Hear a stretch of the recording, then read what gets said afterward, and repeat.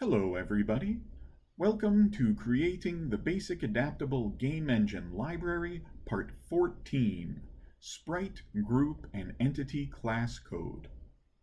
In the previous video, we talked about design considerations. We know we're ready to write a Sprite class. We also talked about why we want to create a group class to manage collections of sprites. And because we want groups to include both individual sprites and other groups, that's why we want to create an entity class from which both sprite and group are derived. So in this video, we're going to create the code for all three of these classes. It's not as much as it sounds like, because really we're not going to implement a lot of functionality. Basically, we're creating the structure and the framework for each of these classes right now. For example, the draw method, we won't really be able to talk a lot about that until after we talk about how to draw graphics in JavaFX. But we can get off to a good start in this video, and so we will. To begin, let's go ahead and go back to our project. Let's see. We need to create three classes. We'll probably create the entity class first, since the other classes will extend that. So I'll begin by creating a new Java class. This one will be called Entity. See, in this class, it's going to be an abstract class. You can't create an entity directly, but you can create a sprite or a group. All right, really, the most important method in this class is going to be drawing. Right, because both sprites and groups will have a draw method. So let's create a public abstract method, and it's void because it doesn't return anything. We'll call it draw, and this is going to use a JavaFX class called graphics context.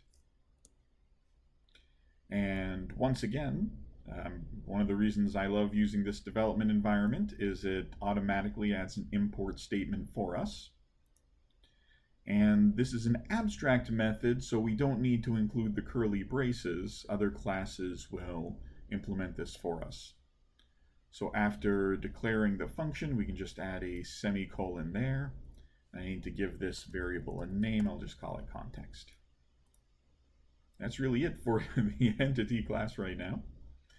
Let's go ahead and move on and create the group class next. So I'll right click and create a new Java class. This will be called group. All right, and I do want to make this larger, of course. And the group class will extend the entity class. Extends entity. And there's going to be these red squiggly lines. There will be an error until I implement the draw method, which we will by the end of the class. All right, so there's going to be an underlying list which stores all the entities. And I want to make that private. So let's use an array list to back this. An array list of entities called list. All right, and we need to import this class. So we'll import java.util.ArrayList. And let's go ahead and set up our constructor. So public group. Really, all we need to do is initialize this list. So we'll do that. List equals a new array list, which stores objects of type entity. All right, very good.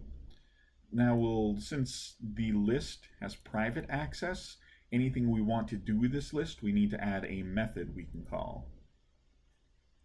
And so let's do a public void add method. We can add an entity to this list.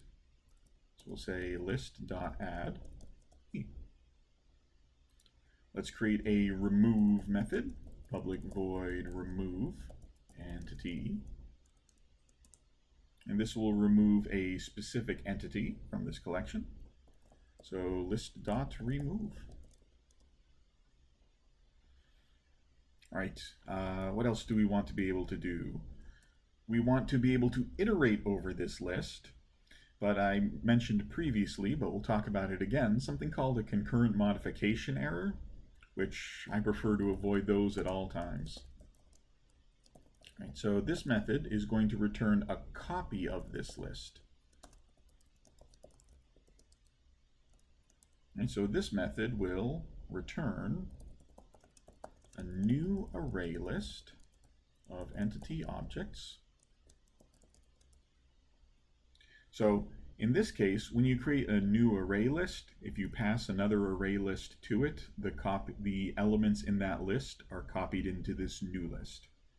So the reason we might want to create such a method is so if we create a for loop and we iterate over this list, right, I don't want to create this concurrent modification exception error. It's not fun.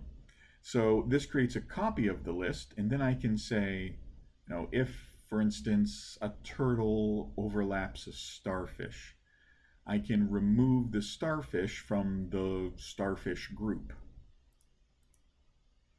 right? But I will be iterating over this copy of the list. So if I remove from the original group, I'm not modifying the list I'm iterating over. Right? This will make a lot more sense once we start coding the first game, but rest assured, there is a good reason to do this. Okay.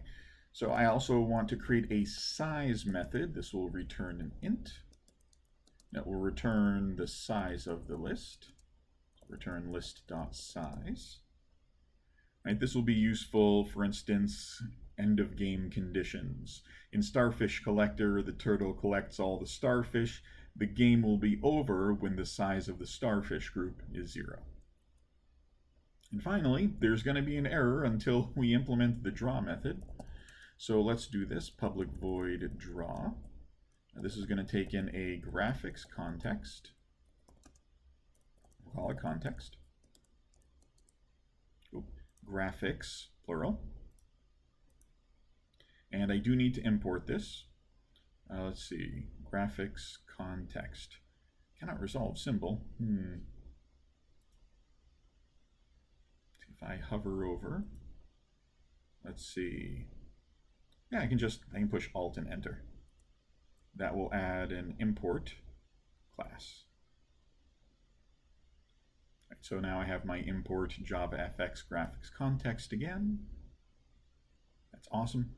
All right, now in order to draw a group, we will call the draw method on each of its objects. So we'll just create a for loop for each entity E in the list, say e.draw, using that context. You can draw a group by drawing each of the entities stored within it. All right, that's really all we need for group for now. One more class we're going to create, a new Java class. This is called Sprite. Once again, Sprite is going to extends the entity class.